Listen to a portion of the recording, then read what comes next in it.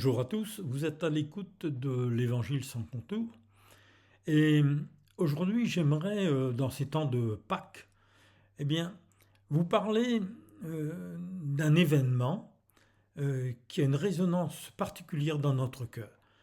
C'est-à-dire c'est un verset de la Bible qu'on cite souvent, c'est «Le Seigneur combattra pour vous».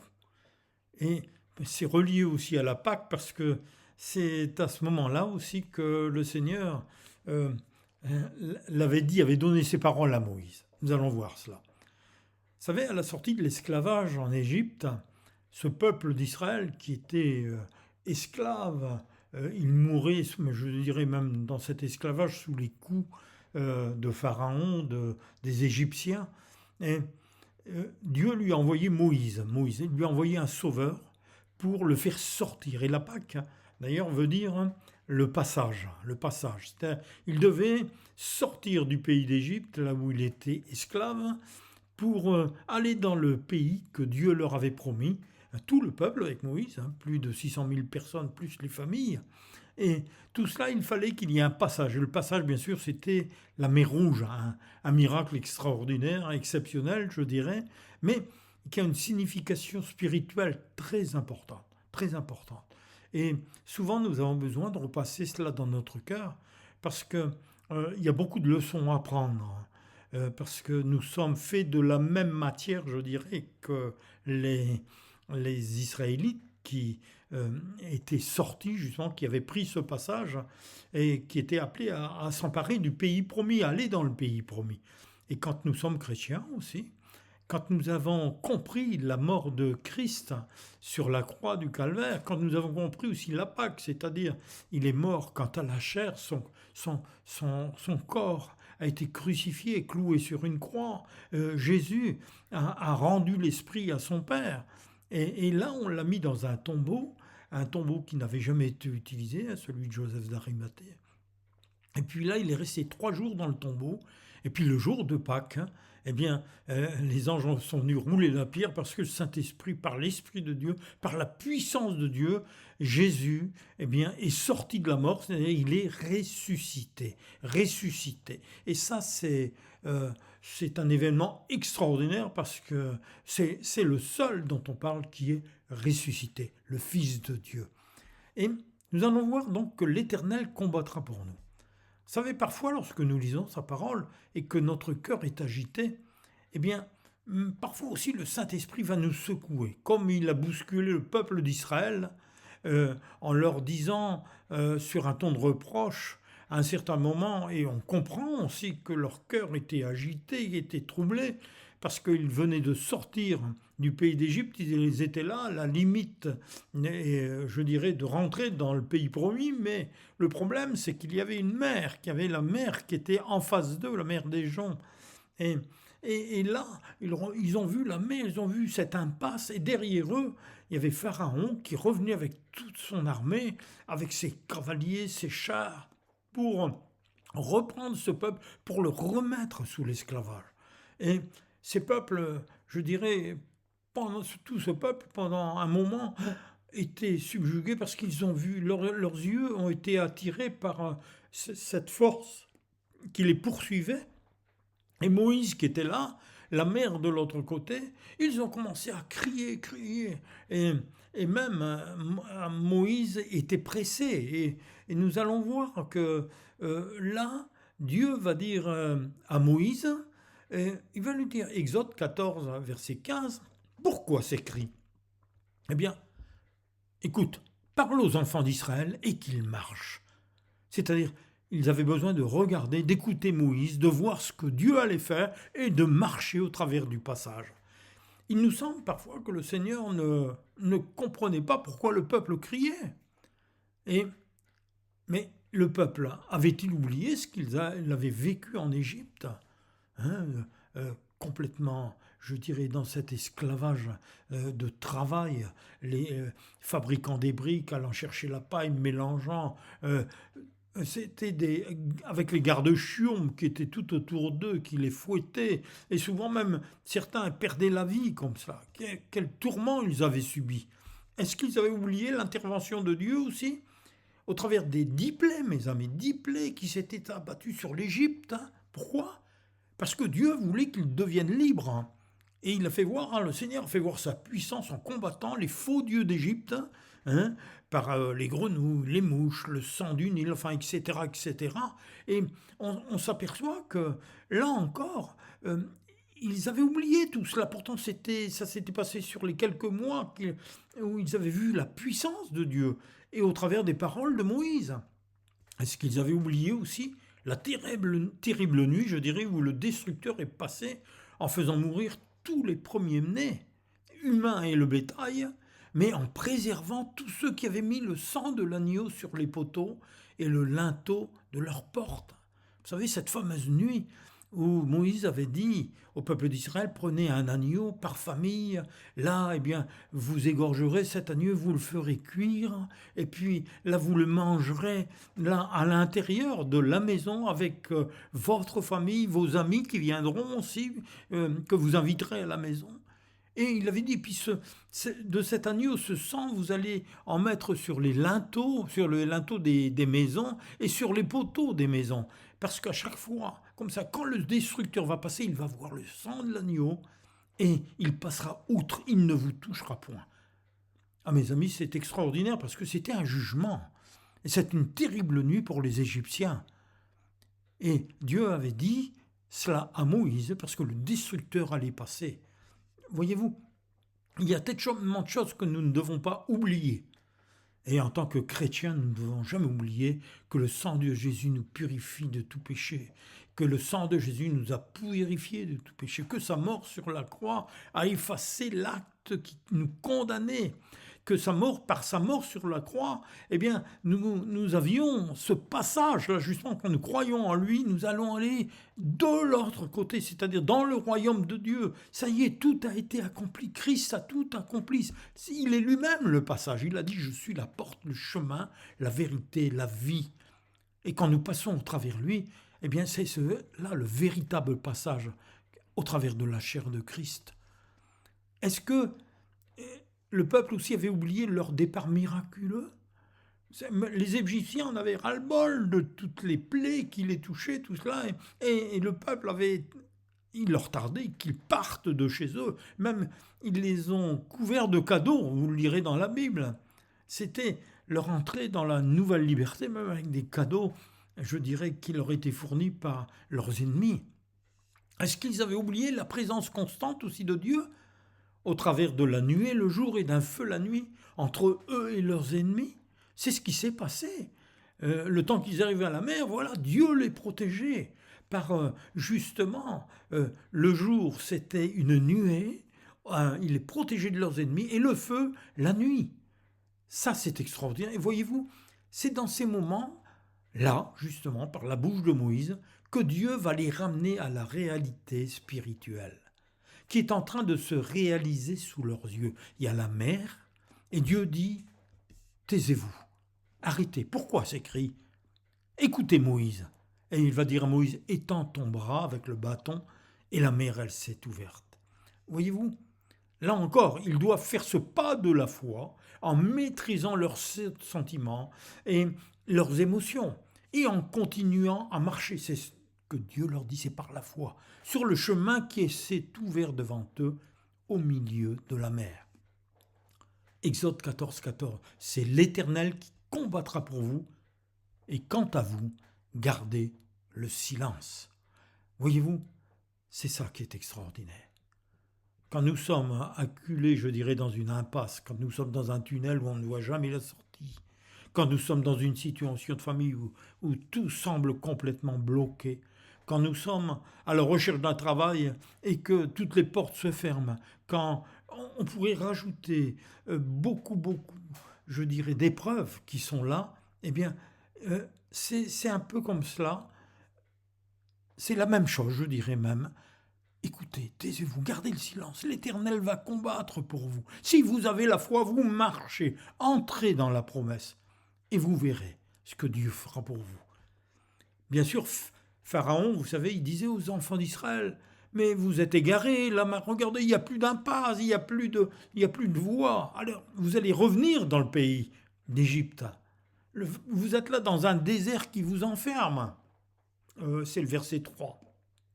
Et c'est vrai que les enfants d'Israël, à ce moment-là, quand ils ont regardé en arrière, il est dit que les enfants d'Israël eurent eu une grande frayeur, ils crièrent à l'Éternel.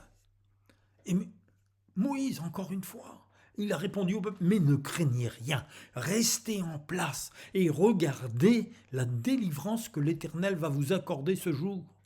Car les Égyptiens que vous voyez aujourd'hui, vous ne les verrez plus jamais. Et l'Éternel combattra pour vous, et vous gardez le silence. Au verset 15, l'Éternel dit encore à Moïse, mais pourquoi ces cris? Parle aux enfants d'Israël et qu'ils marchent. Vous savez, parfois le Seigneur, il est, je dirais un peu dans son cœur irrité, il perd patience. Il dira à Moïse, toi lève ta verge, étends ta main sur la mer et fends-la. Et les enfants d'Israël entreront au milieu de la mer à sec. Quelle leçon, mes amis, quelle leçon. Parce que nous voyons que Moïse a obéi et Dieu, l'Éternel, il a refoulé la mer par un vent d'Orient qui souffla avec une impétuosité telle que toute la nuit, que la mer fut à sec et les eaux se fendirent. Ah, bien sûr, pour le croire, il faut avoir la foi. C'est pas des histoires. C'est l'histoire du peuple d'Israël, c'est une vérité. Et même encore une fois, c'est bien défini. Vous savez, on n'est pas dans le film Les 10 Commandements, mais qui était visualisé un petit peu quand il est dit que les eaux formaient comme une muraille à leur droite et à leur gauche. C'est vrai que ça devait être effrayant. Le bruit, passer dans la mer, je pense que dans leur cœur, même leurs genoux devaient être faibles.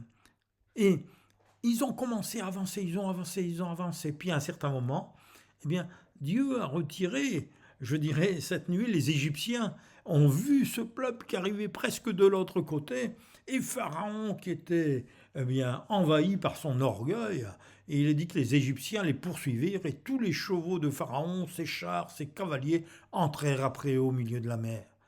Et là encore, quand ils étaient en plein milieu de la mer, quand Moïse était de l'autre côté, ça y est, ils étaient entrés dans ce nouveau pays où ils allaient être conduits vers le pays promis. L'Éternel dit à Moïse, étends ta main sur la mer et les eaux reviendront sur les Égyptiens, sur leurs chars et sur leurs cavaliers. Et Moïse étendit sa main sur la mer, et vers le matin, la mer reprit son impétuosité, et les Égyptiens s'enfuirent à son approche. Mais l'Éternel précipita les Égyptiens au milieu de la mer. Les eaux revinrent et couvrirent les chars, les cavaliers, toute l'armée de Pharaon, qui était entrée dans la mer après les enfants d'Israël, et il n'en échappa pas un seul. Dieu soit béni. Les enfants d'Israël marchèrent à sec au milieu de la mer, et les eaux formaient comme une muraille à leur droite et à leur gauche. Et en ce jour, l'Éternel délivra Israël de la main des Égyptiens, et Israël vit sur le rivage de la mer les Égyptiens qui étaient morts. Quelle leçon! Vous savez, quand on voit tout ce qui se passe actuellement en Israël, je tremble pour les ennemis d'Israël. Parce qu'avec Dieu, on ne rigole pas. Et quand Dieu met sa main, c'est quelque chose de terrible quand les jugements arrivent. Qu'Israël regarde à l'Éternel, que l'Israël regarde à Jésus, le Sauveur. Parce qu'après avoir parlé par les prophètes, il a parlé par son Fils. Je vous en supplie, si vous êtes encore dans cette ancienne alliance, passez dans la nouvelle alliance, acceptez Christ, c'est lui, Jésus-Christ, le Fils de Dieu, juif, que Dieu a envoyé comme sauveur pour Israël en premier. Pour les enfants de Dieu, voyez-vous, souvent les épreuves arrivent et le prince de ce monde les poursuit avec toutes ses troupes. C'est vrai, tout n'est pas rose. Pourquoi? Pour leur faire peur, pour les maintenir dans l'indécision, pour regarder l'opposition, pour les faire vaciller dans la confusion. Pourquoi? Parce qu'il veut les arrêter dans leur marche et reprendre l'autorité sur leur vie. Mais l'Esprit de Dieu qui vit en nous rappelle sans cesse, et je voudrais vous encourager à avoir vos yeux fixés sur Jésus. Vous marchez, vous regardez le passage, Jésus est le passage, la mer est ouverte, Jésus est le passage. Nous sommes en route vers le royaume de Dieu, vers le pays promis. Tout a été accompli sur la croix. La mort était vaincue. Jésus est ressuscité. Et le diable, avec toutes ses troupes de démons, a perdu son pouvoir contre tous ceux qui ont cru et accepté Jésus comme sauveur et Seigneur.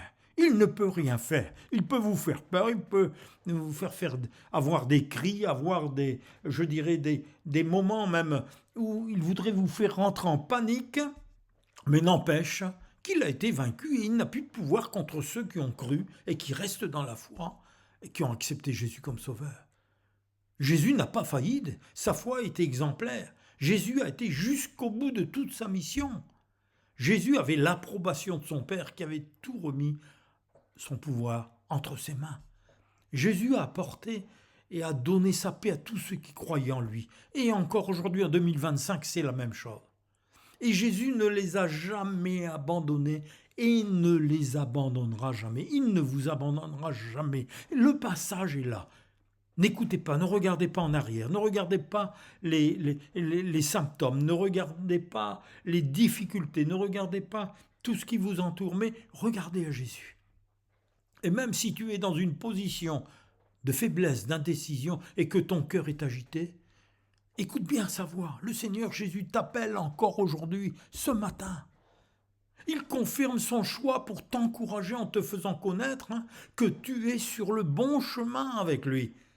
Il ôte l'indécision de ton cœur pour raviver ta foi. Jésus, lui, ne change pas, mais il change la peur et l'indécision par la foi. 2 Timothée chapitre 1 verset 7 dit « Ce n'est pas un esprit de timidité que Dieu nous a donné, mais un esprit de force, d'amour et de sagesse. » Et il te faut lutter contre cette indécision, c'est toi qui as cette position. C'est dans ta volonté que tu vas trouver la force, avec le Saint-Esprit qui est dans ton cœur, que tu vas réussir. Parce que ce que tu as dans ton cœur, eh bien c'est ta capacité parfois de prendre des décisions. Eh bien, il te faut lutter. On ne vient pas avec un bouquet, vous savez, le diable ne vient pas avec un bouquet de fleurs. Non, il vient avec des épines, il vient avec des difficultés, et il attaque nos pensées. Alors, il faut arrêter de changer constamment d'avis à cause de la peur ou d'un manque de confiance en vous. Si Christ est en vous, le Saint-Esprit est en vous, eh bien, vous avez la confiance. La confiance aussi en vous, parce que c'est lui qui vous maintient. Et en tournant tes regards vers Jésus, tu pourras prendre une décision et te discipliner en tenant ferme. Pourquoi ces cris ? Arrête de crier. Gardez le silence, garde le silence. L'Éternel combattra pour toi. Tourne tes regards vers Jésus et tu pourras prendre une décision et te discipliner en tenant ferme. Ainsi ton esprit reviendra dans le calme, dans la paix. Et ta foi te donnera l'équipement pour rester dans la constance et dans la joie. Vous savez, Psaume 34, verset 6. Quand vous tournez les regards vers le Seigneur, vous êtes rayonnant de joie. Alléluia. Vous êtes rayonnant de joie. Pourquoi ? Parce que le Seigneur t'encourage, car il a tous les pouvoirs. Il n'y a rien qui lui échappe et rien ne peut s'opposer à ses décisions. Il remplace l'opposition par l'approbation. Et oui, l'approbation. Proverbe chapitre 16, verset 7 dit « Quand le Seigneur approuve la conduite de quelqu'un, il dispose favorablement à son égard même ses ennemis. » C'est-à-dire, il réconcilie avec lui ses ennemis eux-mêmes. Vous vous rendez compte un peu ? Même parfois, si tout autour de vous n'est que, qu'attaque, que les gens vous repoussent, que Dieu est capable de faire des choses qui vous dépassent. Et il met son sceau de perfection, c'est-à-dire sa paix dans notre cœur. C'est ça qui nous garde. C'est ça qui nous montre que Dieu nous met son approbation. Parce que la paix remplace la confusion et quand je me reprends, il faut se reprendre. J'arrête de crier, j'arrête de parler, j'arrête pour un moment de penser. Je maîtrise mes pensées et je les dirige vers mon Seigneur. Mon âme peut lui exposer dans la prière mes peurs et mes faiblesses, c'est normal. Et si les mots me manquent, voyez-vous, je peux prier aussi, n'oubliez pas, par l'Esprit, dans cette langue qui communie avec mon Dieu, parce que je parle le langage de Dieu. Et ce langage m'édifie, parce que je suis en relation avec mon rocher qui est Jésus-Christ. 1 Corinthiens chapitre 14, verset 4, il est dit « Celui qui parle en langue s'édifie lui-même. » Alléluia. Voilà, j'arrête de penser avec mon intellect et je pense avec mon esprit. Je parle en langue avec mon esprit, même si je ne comprends pas les mots. Parce que celui qui prie en langue, il se bâtit lui-même, nous dit la parole de Dieu. Il bâtit l'homme ou la femme intérieure. C'est quelque chose de puissant. Celui qui prophétise édifie l'Église, mais celui qui parle en langue se bâtit lui-même. Mes yeux sont tournés vers mon Père Céleste qui est bon et puissant. Et je repasse la parole de Dieu dans mon cœur. Psaume 54, 3, 5 et 7 à 9. Ô Dieu, montre qui tu es en venant à mon secours. Montre ta force en me rendant justice. Ô Dieu, entends ma prière, écoute ce que je dis.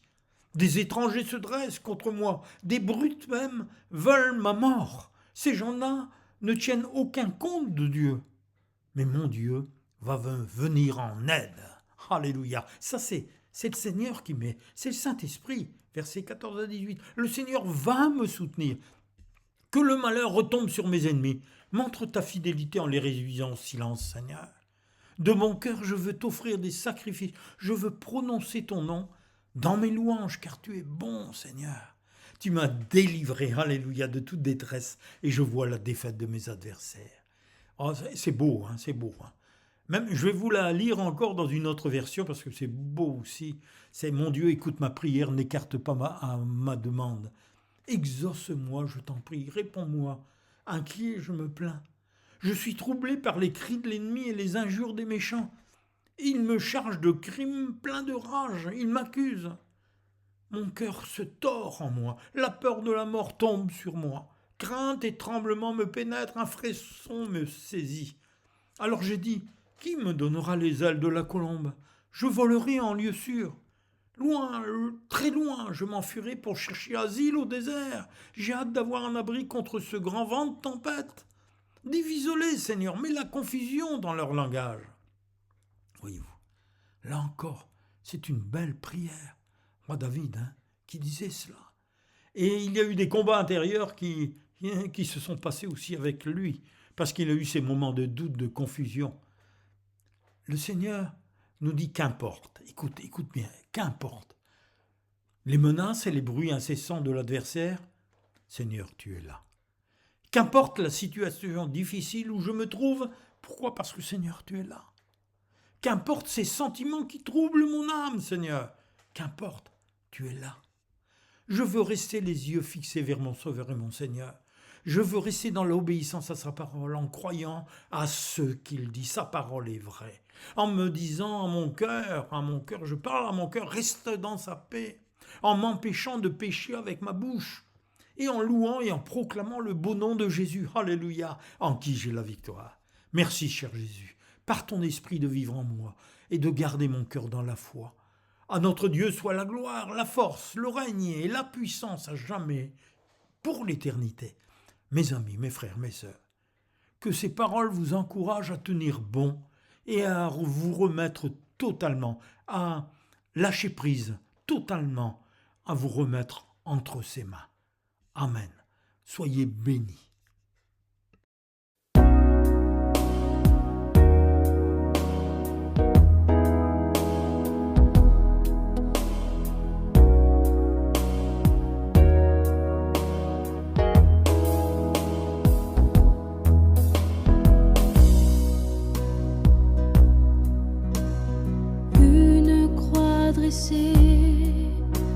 Un corps crucifié sur la terre des hommes, rude châtiment.